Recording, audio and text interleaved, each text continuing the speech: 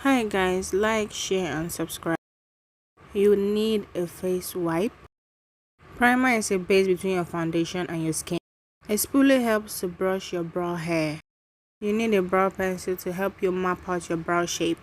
As you can see right here, you need a concealer to help you highlight your brow. Highlighting your brow helps your brow pop. It helps your brow show, just like this video.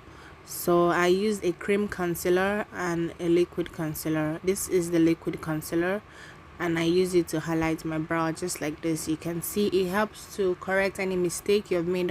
After concealing, I'm going for my eyeshadow. This eyeshadow is not highly pigmented, so it gives me a very warm look.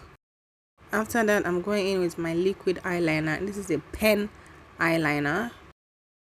Next step is the foundation. I combine two foundations to get my shade and I'm going in with a brush. Pat the foundation into your skin. Highlighting my face with a concealer. With a beauty sponge, pat the concealer into your skin. Set your face with a powder. The final result should be something like this. Lining my lips with a brow pencil.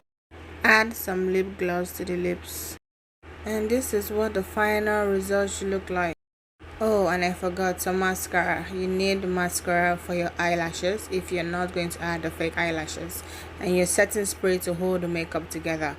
And guys, this is how the makeup looks. So you can take this makeup for your regular office day, casual date, church, whatever. This is just a simple looking makeup, nothing too loud, nothing too fancy. And this is me outside.